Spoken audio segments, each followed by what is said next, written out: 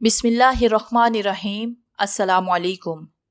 हमारे चैनल कहानी hub official में खुशामदीद। नाजरीन, मैं आज आपके लिए इंतहाई खौफनाक और दिलचस्प कहानी लेकर आई हूँ। लेकिन कहानी शुरू करने से पहले आपसे गुजारिश है कि अगर आपने हमारा चैनल सब्सक्राइब नहीं किया तो आप हमारे इस चैनल को सब्सक्राइब कर लीजिए और बेल आइकन को भी प्रेस कर लें ताकि हर नई आने वाली वीडियो बआसानी आप तक पहुँच सके। आज मेरा कॉलेज में पहला दिन था और मेरा 1 साल का कोर्स था। लेकिन जब कोर्स ख़त्म होने में चंद दिन बाकी रह गए तो मैंने नोट किया कि एक लड़की रोज़ाना ही मेरी तरफ बड़े ही प्यार से देखती थी।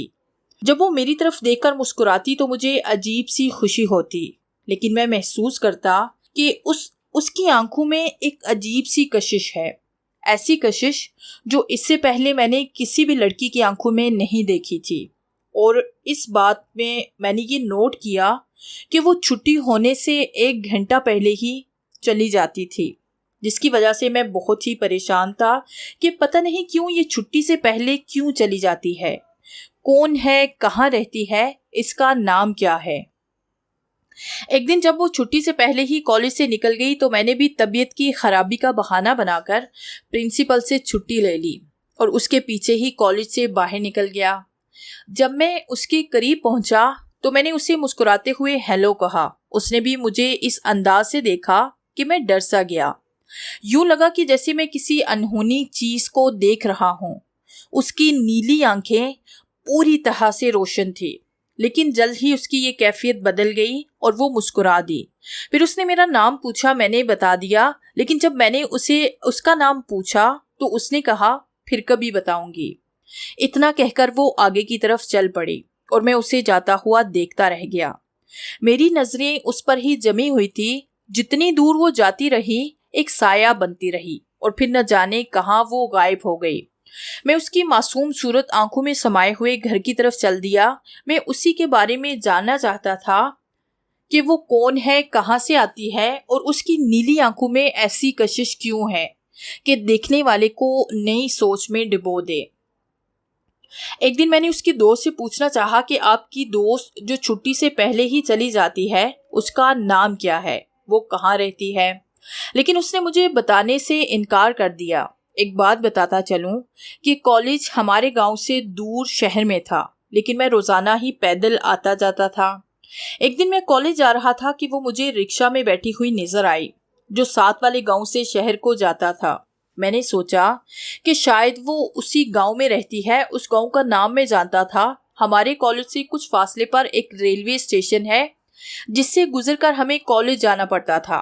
जब मैं स्टेशन पर पहुंचा तो वो भी मेरा ही इंतजार कर रही थी। जब मैं उसके पास पहुंचा तो वो मुस्कुरा दी। उसने मुझे सलाम किया, मैंने भी सलाम का जवाब दिया। फिर मैंने पूछा, उस दिन आपने अपना नाम नहीं बताया। मैंने आपकी दोस्त से भी पूछा था लेकिन उसने भी नहीं बताया था। अब आप मुझे अपने बारे में बताएं। मेरी बात सुनकर वो मुस्कुराई और फिर बोली, मेरा नाम शीला है और मैं आपके गांव के साथ वाले गांव में रहती हूँ। इतना कहकर वो मुस्कुरा दी। उसके मुस्कुराने का अंदाज कुछ अजीब सा था। मैं हैरान सा रह गया, लेकिन मेरा अंदाजा ठीक निकला था कि वो साथ वाले गांव में रहती है। तब मैंने पूछा, अब छुट्टी से पहले क्यों चली जाती हैं? मेरी बात सुनकर वो टाल मटोल से काम लेने लगी, जैसे वो अपने बारे में कुछ भी बताना ना चाहती हो। लेकिन जब मैंने मजबूर किया तो फिर वो बोली, मेरा गांव कॉलेज से दूर है जिस वजह से मैं जल्दी चली जाती हूँ क्योंकि बाद में मुझे कोई सवारी नहीं मिलती गांव जाने के लिए। और हाँ, आइंदा मेरी दोस्त से मेरे बारे में कुछ भी मत पूछना। मैंने कहा ठीक है, मैं कुछ भी नहीं पूछूंगा। इसी तरह हम बातें करते करते कॉलेज पहुंच गए। फिर जब छुट्टी हुई तो हम दोनों फिर एक ही साथ चल दिए और बातें करते हुए स्टेशन की तरफ आ गए। मैंने उसे एक लेटर दिया जिसमें मैंने कुछ इशार और अपना मोबाइल नंबर लिखा हुआ था। वो लेटर उसे दिया जो उसने पकड़ लिया और स्टॉप पर आ गई जहां से वो रिक्शे में बैठकर अपने गांव जाती थी और मैं पैदल ही जाता था। उसके गांव जाने के लिए हमारे गांव में से गुजरना पड़ता था, इसलिए वो मुझे रोजाना ही रिक्शे में बैठी हुई नजर आती थी और मुझे जहां देखती वो रिक्शे से नीचे उतर जाती और मुझसे बातें करती हुई कॉलेज तक आती। उसकी चाल और लिबास से लगता था कि वो किसी खाते पीते खानदान से है। एक वकार था उसकी शख्सियत में, एक निखार था। उसके जिस्म पर एक हुस्न था, उसके चेहरे पर जो भी उसे देखता बस देखता ही रह जाता। कॉलेज के कई लड़के उसके दीवाने थे और वो किसी को भी घास नहीं डालती थी, सिर्फ मुझ में दिलचस्पी लेती थी। और मैं खुद में फख्र करता था कि वो सिर्फ मेरे साथ ही चलना पसंद करती है। लेकिन उसने अभी तक मुझे अपने बारे में कुछ भी नहीं बताया था। जब भी मैंने पूछने की कोशिश की उसने हमेशा टाल ही दिया और मेरी बातों का रुख मोड़ दिया। यूं समझ लें, जब भी उसके बारे में बात करता तो वो बातों का रुख मोहब्बत की तरफ ले आती और हम दोनों मोहब्बत की बातों में सब कुछ भूल जाते। उस कॉलेज में मेरे 3 दोस्त भी थे। उनके नाम ये हैं अब्बास, नईम और इनाम। 2 दिन बाद शीला ने मुझसे कहा, सागिर, मैं कज़न की शादी में जा रही हूँ और मुझे वहाँ 2 से 3 दिन लग जाएंगे। उसकी बात सुनकर मैं बुझ सा गया और मैंने उससे कहा, नहीं, मैं तुम्हें 1 दिन के लिए जाने की इजाज़त दे सकता हूँ, 2-3 दिन की बिल्कुल भी नहीं। ठीक है, मैं कोशिश करूँगी कि जल्दी वापस आ जाऊँ, लेकिन जाना तो है। मैंने कहा, ठीक है, जाना और जल्दी आने की कोशिश करना। और यूँ वो शादी में चली गई और मेरा कॉलेज में बिल्कुल भी दिल नहीं लग रहा था। जब 2 दिन बाद भी वो ना आई तो मैंने सोचा कि उसके पीछे जाऊं, क्योंकि मुझे पता था कि वो शादी में कहाँ गई है और मैंने वहां जाने की पूरी तरह से ठान ली थी। घर वालों ने मुझे किसी जरूरी काम पर भेज दिया, सो मैं ना जा सका। दरअसल मैं उसके बारे में पता करना चाहता था कि वो कौन थी, क्या थी, लेकिन अभी तक मैं कुछ भी ना जान पाया था। 3 दिन बाद शीला वापस आई तो उसने मेरे दुखी इशार को देखा तो उसकी प्यारी प्यारी आंखों में आंसू आ गए और उसने मुझे सॉरी बोला तो मैंने भी उसे मुआफ कर दिया। 1 हफ्ते के बाद हमारी अलविदाई पार्टी थी, क्योंकि हमारा 1 साल का कोर्स मुकम्मल होने वाला था। आखिर पार्टी का दिन भी आ गया, लेकिन हम सब स्टूडेंट्स ने यूनिफॉर्म ही पहना हुआ था। पार्टी की तैयारियां मुकम्मल हो गई, स्टेज भी सजा गया। सब लड़कियों में शीला बहुत ही प्यारी लग रही थी। जी चाहता था कि उसे ही देखता रहूं। मेरे दोस्त भी मेरे पास आए और कहा, सागिर, एक कैमरा रेंट पर ले आओ, तस्वीरें बनाएंगे। मैंने कहा, हाँ यार, ये तो तुम लोगों ने मेरे दिल की बात कर दी है। हम तीनों दोस्त बाजार गए और रेंट पर कैमरा ले आए। शीला का ध्यान मेरी ही तरफ था, जो मुझे देखकर बार बार मुस्कुरा रही थी। लेकिन आज भी मैं उसकी आंखों में वो सब कुछ देख रहा था जो कि बहुत ही खतरनाक था। उसकी आंखों में एक सहर था, एक ऐसा जादू था जो किसी भी लड़की में नहीं था। मेरे दिल को एक झटका सा लगा, लेकिन मैं जल्द ही संभल गया। मैं उससे नजरें चुराने लगा। इस दौरान अचानक एक लड़की मेरे पास आई और कहा, सागर, मुझे भी कैमरा ला दो, मैंने भी तस्वीरें बनानी हैं। दरअसल वो लड़की जिसका नाम सुल्ताना था, वो भी मुझसे प्यार करती थी। वो मुझे बेहद चाहती थी, लेकिन मैं उसे कोई रिस्पांस नहीं देता था, क्योंकि मैं तो शीला से मोहब्बत करता था। जब सुल्ताना मेरे पास आई तो शीला ने मुझे देख लिया और गुस्से से घूरती हुई क्लासरूम से चली गई। मैं उसके पास तो नहीं जा सकता था, लेकिन मुझे सुल्ताना पे बेहद गुस्सा आ रहा था कि उसने ये हरकत क्यों की। शीला की दोस्त ने मुझे आकर बताया कि सागर, आपकी शीला बहुत गुस्से में है और ये सब आपकी वजह से हुआ है, और मैं जानती हूँ उसके गुस्से को। अगर उसे गुस्सा आ जाए तो फिर वो इंसान का वो हाल करती है कि देखने वाला तौबा कर उठता है। उसकी दोस्त की बात सुनकर मैं काम कर रह गया और सोचा कि मैं उससे इसके बारे में पूछता हूँ। सो मैंने उससे पूछ लिया कि तुम उसके बारे में और क्या क्या जानती हो, मुझे भी बताओ। मेरा इतना कहना था कि वो बात को टाल गई। मैं एक बार फिर अपनी हसरत दिल में लेकर रह गया। मैं सिर्फ ये जानना चाहता था कि जिससे मैं प्यार करता हूँ, जिसे मैं अपनी जान से भी ज्यादा चाहता हूँ, उसके बैकग्राउंड क्या है। और फिर उसकी आंखों की कशिश, उसमें छाया हुआ सहर मुझे परेशान किए हुए था। और दूसरा, मुझे उससे प्यार भी इस कदर हो गया था कि उसका चेहरा नजरों से हटा भी नहीं पा सकता था। मैंने उसकी दोस्त को सब कुछ सच सच बताया, जो उसने जाकर शीला को बता दिया। जब पार्टी शुरू हुई तो सबसे पहले मैंने स्टेज पर जाकर कुरान पाक की तिलावत की, जिससे पार्टी का आगाज हो गया। फिर नईम, जो कि मेरा दोस्त था, उसने नात पढ़ी। फिर कुछ हंसी मजाक चला, बातचीत होती रही, लेकिन शीला कमरे से बाहर ना आई। काफी देर बाद शीला कमरे से बाहर आई और स्टेज पर आते ही उसने ऐसा गाना गाया कि मेरी आंखों में आंसू आ गए। वो गाना सुनकर मैं बहुत ज्यादा रोया और कॉलेज से बाहर पार्क में चला गया। मुझे रोते हुए एक क्लास फेलो ने देख लिया और मेरे पास आया और मुझे तसल्लियां देने लगा। बोला, यार वो भी तुमसे बहुत प्यार करती है, बस जरा गुस्से में है तो हिम्मत से काम ले और चल मेरे साथ। वो मुझे बाजू से पकड़े कॉलेज ले आया और फिर मैंने शीला से अपने नाकर्दा जुर्म की माफी मांगी। उसने उसी सहराना अंदाज में मुझे देखा, लेकिन फिर वो भी मुस्कुरा दी। हमारे प्यार के बारे में सब कॉलेज वालों को पता चल गया था। सब लड़के लड़कियां दुआ करते थे कि हम एक हो जाएं, हम कभी भी जुदा ना हों, क्योंकि वो जान गए थे कि वो मेरे अलावा किसी को भी प्यार नहीं करती थी और प्यार करती भी कैसे। जिस तरह वो मेरी सोचों में रहती थी, मैं भी उसकी सोचों में रहता था। पार्टी का इख्तिताम हुआ तो सब अपने दोस्तों के गले लगकर बहुत रोए। मैं भी बहुत रोया था कि पता नहीं फिर कब मिलना नसीब होगा। कुछ देर के बाद सब अपने अपने घरों को जाने लगे। मैं और शीला भी चल पड़े। फिर हम दोनों एक स्टॉप में बैठ गए। हमने साथ जीने मरने की कस्में खाई, कभी जुदा ना होने के वादे किए। हमने एक दूसरे का हाथ थाम लिया और उसी वक्त बाजार में ये गाना लगा हुआ था, मेरे हाथ में सदा तेरा हाथ रहे, मेरे साथी तू हमेशा मेरे साथ रहे। शीला ने मुझसे कहा, सागिर मैं आपको एक गिफ्ट देना चाहती हूँ, अब मुझे कहाँ मिलोगे? मुझे कुछ देर में बताएं, मैं आ जाऊंगी। मैंने उसे कहा कि स्टॉप पर आ जाना, मैं वहीं तुम्हारा इंतजार करूंगा, लेकिन तुम आना जल्दी। वो मुस्कुराते हुए चली गई और मैं उठकर स्टॉप पर चला गया। कुछ देर बाद शीला एक गिफ्ट लेकर आई जो कि बहुत खूबसूरती से पैक किया हुआ था। उसने मुझे गिफ्ट दिया और कहा, सागिर मैं आपसे बहुत बहुत बहुत ज्यादा प्यार करती हूँ, मुझे कभी भी मत छोड़ना वरना मैं मर जाऊंगी। मैंने कहा, आइंदा ऐसी बात कभी भी मत करना, मैं हमेशा आपका साथ दूंगा। तुम जानती हो मैं तुम्हारे बगैर एक पल भी नहीं रह सकता हूँ। तुमसे ज्यादा मैं तुमसे प्यार करता हूँ। जब तक तुम्हें देख ना लूं मुझे चैन नहीं मिलता। मेरी बात सुनकर उसे कुछ तसल्ली हुई और फिर हम घर को वापस चल दिए। मैं पैदल ही जा रहा था कि वो मुझे रिक्शे में बैठी नजर आई जो हमारे गांव से ही गुजर रहा था। उसने रिक्शा रुकवाया और उससे उतरकर मेरी तरफ आई और बोली, सागिर मैं तुमसे मिलने आऊंगी, मेरा इंतजार करना।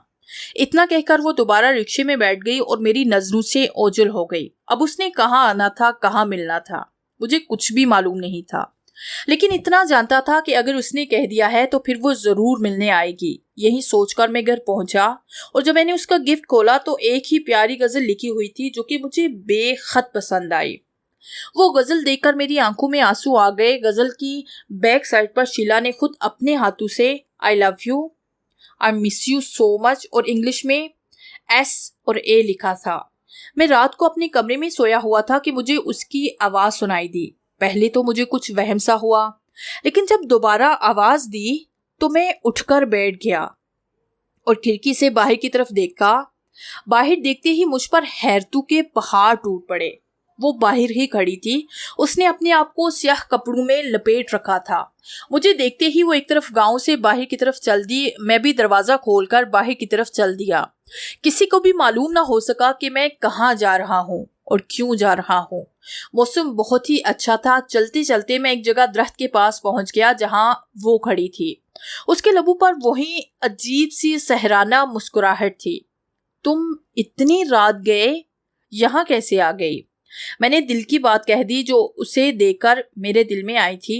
मेरी इस बात पर वो बोली, सागर प्यार करने वालों के आगे दिन रात का तस्वुर नहीं होता, उनके सामने महबूब का ही चेहरा होता है और मुझे तो कुछ भी मालूम नहीं कि कितनी रात ढली है और कितनी बाकी है। लेकिन अगर तुम्हें कोई डर है तो मैं वापस चली जाती हूँ। गोया उसने मेरे मुंह पर तमाचा मारा था।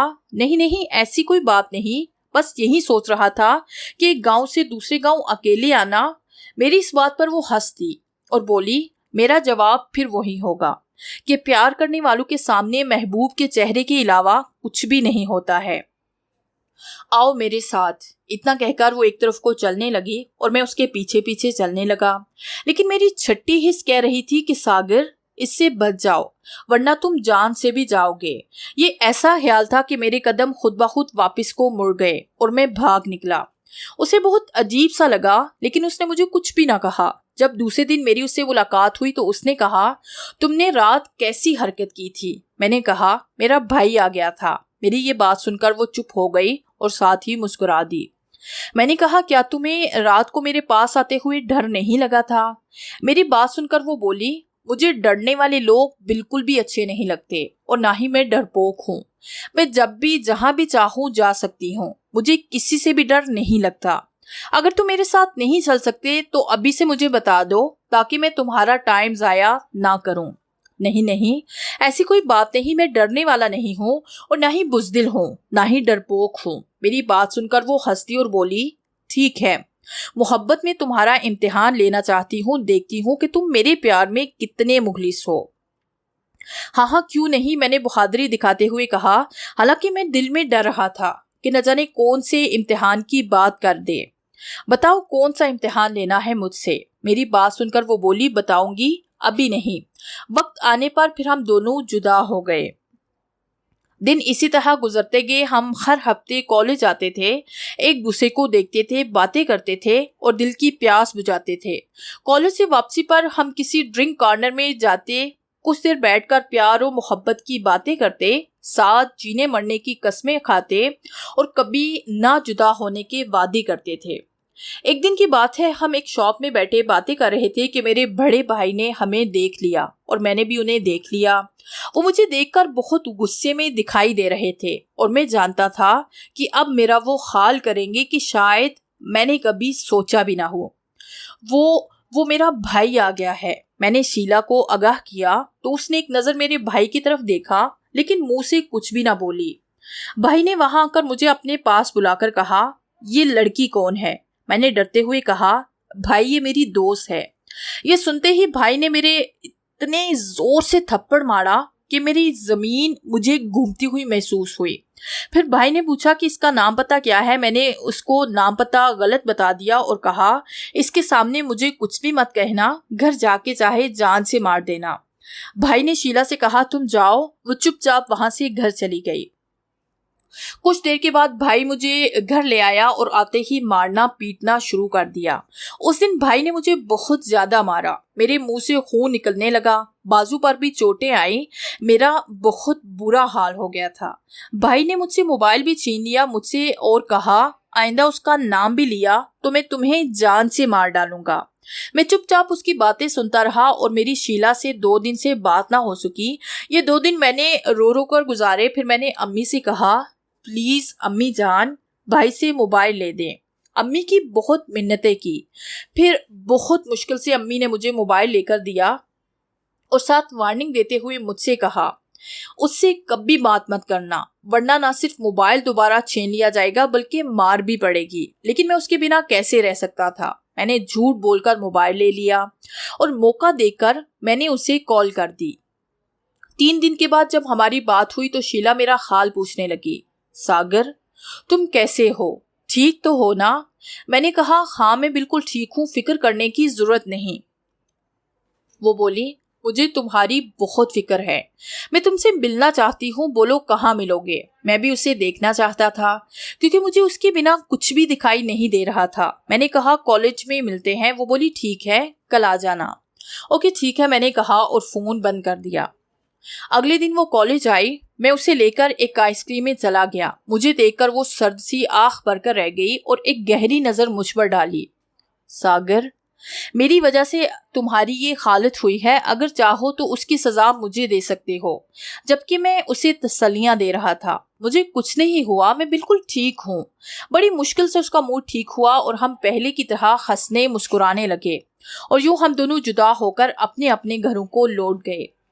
एक रात शीला की कॉल आई तो मुझे लगा कि वो कुछ परेशान है। जब मैंने पूछा तो उसने टाल मटोल से काम लिया, लेकिन मेरे बेहद इसरार पर उसने बताया कि बस मैं तुमसे अभी मिलना चाहती हूँ, बस अभी और अभी मेरे पास आ जाओ। मैंने टाइम देखा तो काम सा गया, क्योंकि रात के 12 बजे का वक्त था। मैंने इनकार करना चाहा तो उसने कहा, जल्दी आओ, मैं तुम्हारा इंतजार कर रही हूँ।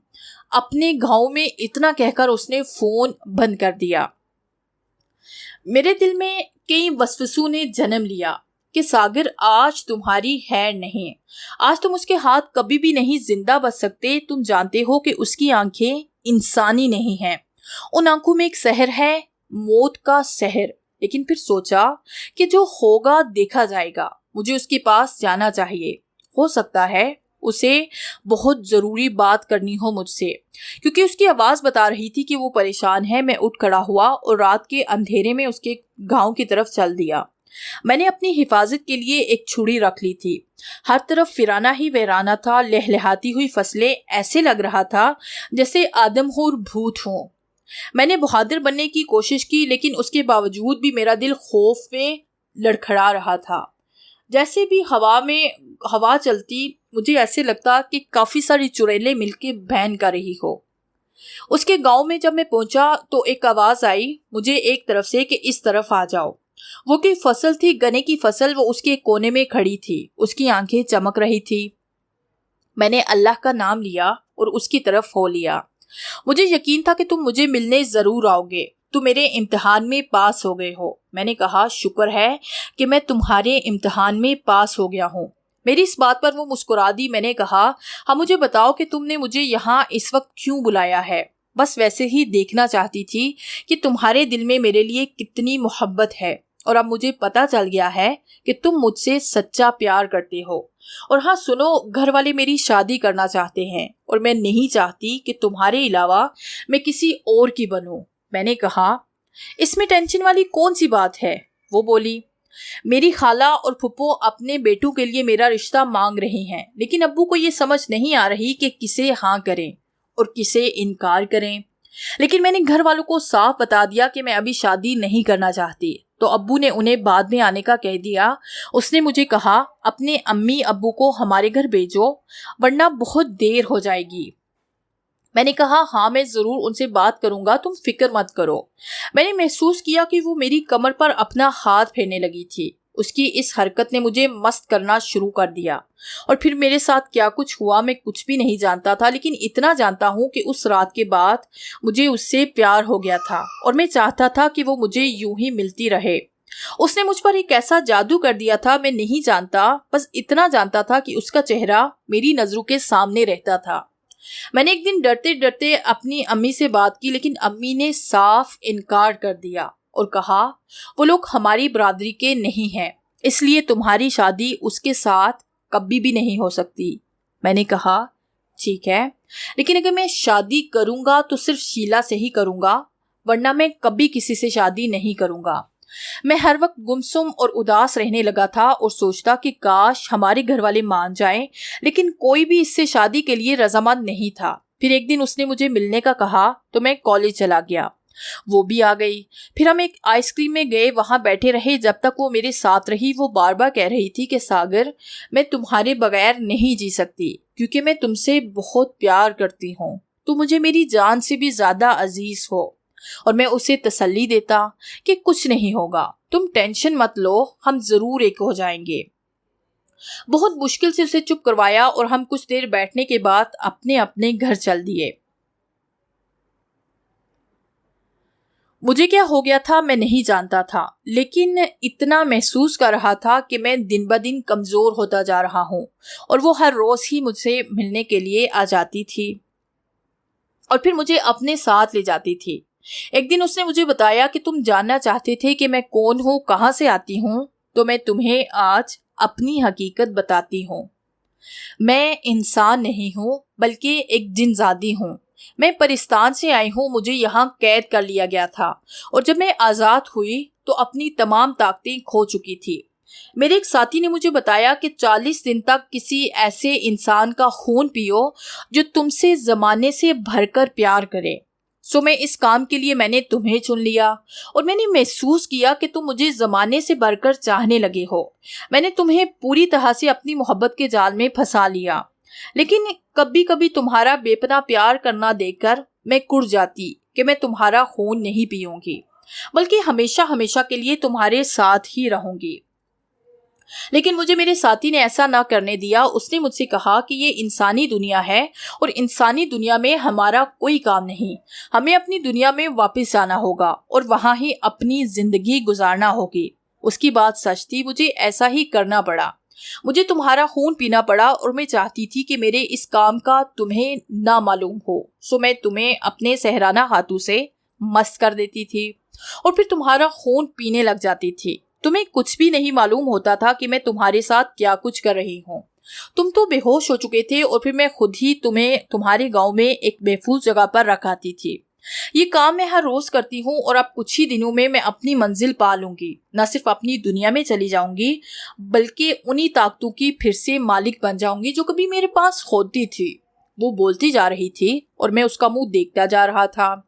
मुझे उसका मासूम चेहरा बहुत ही अच्छा लगता था और मैं चाहता था कि वो हमेशा मेरे सामने रहे। मैंने कहा, शीला देखो, चाहे मेरे जिस्म में परविश पाता हुआ खून का एक एक कतरा निचोड़ लो, लेकिन खुदा के लिए मुझसे दूर ना जाना। मैं तुम्हारी जुदाई बर्दाश्त नहीं कर सकूंगा। इतना कहकर मैंने अपना हाथ उसके आगे कर दिया और कहा, लो चूस लो मेरा खून और अपनी मंजिल को पा लो। मैं तुम्हें तुम्हारी मंजिल दूंगा और तमाम ताकतें तुम्हें दूंगा जो तुम चाहती हो। बस मुझे छोड़कर मत जाना। मैं उससे ऐसे कह रहा था जैसे उससे मोहब्बत की भीख मांग रहा हूँ। मेरी बातें सुनकर उसकी आंखों में भी आंसू आ गए और बोली, सागिर, मोहब्बत तो मैं भी तुमसे करने लगी हूँ, बल्कि बहुत ज्यादा करने लगी हूँ। तुमसे राबता करना मेरी मोहब्बत में शामिल नहीं था, लेकिन धीरे धीरे मुझे भी तुमसे मोहब्बत होने लगी और खोती ही चली गई। लेकिन मैं बेबस हूँ। पता नहीं क्यों ऐसे लगता है कि जैसे खैर छोड़ो, बस मुझे अपना खून पिला दो, मेरी प्यास बुझा दो, मुझे नई ताकत दे दो। उसकी इस बात पर मैं हंस दिया और अपना आप उसके सामने रख दिया और कहा, जहां से जी चाहे अपने दांत रखकर मेरा खून पी लो।